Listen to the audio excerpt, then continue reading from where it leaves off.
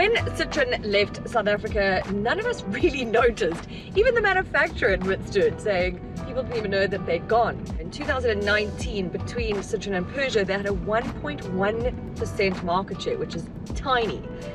Then Citroen came in with 3 kick-ass models, C3, C3 Aircross, and C5 Aircross. And I'm now in what is the updated C3, which it had last year. Now it happens to be Citroen's best-selling model, I have to tell you. And it's quirky and it's weird and it competes with things like Volkswagen Polo, Ford Fiesta, Kia Rio. But I think what it offers is something so unique. It's like there's nothing else like it on the market. So it's almost a market unto itself.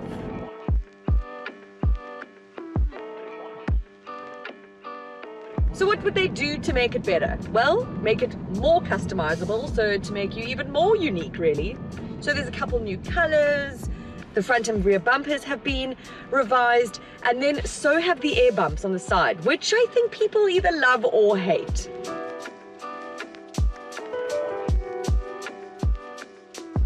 So the interior, I think, is fine. This 7-inch touchscreen system is not exactly user-friendly. I find it to not be as intuitive. It took ages to pair my phone to it, so that can be a bit of a pain. But it does have rather comfy seats, which these have now come down from the C5 Aircross. The other issue I do have is with the space and the storage space. So the cup holders up front here are ridiculous. I mean, it's like a Barbie-sized cup that you're going to put in there. I put a normal size 500ml water bottle in there and it doesn't fit and it keeps falling over. So that's really annoying. I don't see the point of that. There's this little shelf above it that knocks everything over. It's a very shallow shelf, so you can't even put things there.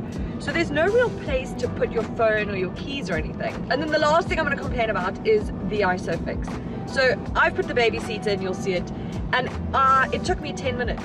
Because the ISOFIX are quite far back and at an angle I couldn't get them in. It might be my baby seat, to be fair, but I have put it in this has been in a different car every week for the last sort of 2-3 months, and I haven't had as much of a problem as I had in this one, so that was frustrating.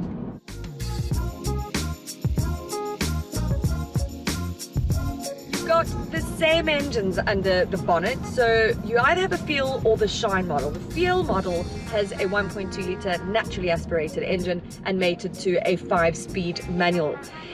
I'm in the Shine, which is the top of the range, and it's got a 1.2 litre turbo petrol, so you get 81 kilowatts of power and 205 newton meters of torque, and it's mated to a 6-speed auto.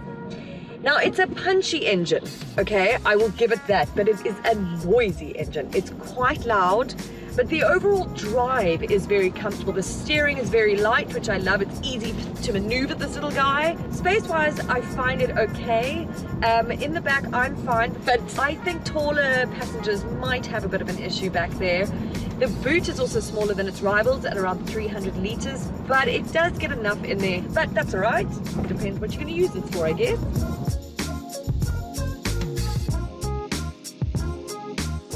So kicking off at just under 270,000 Rand, it's a lot cheaper than its rivals, and you get a load of standard spec, which I think is of the utmost importance here, because any of the other rivals, if you had to spec up to the standard, would cost you a lot more. So you're getting a lot of value here.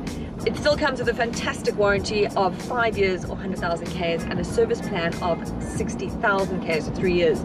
But take it for a test drive. You're going to want to be unique in this, right? And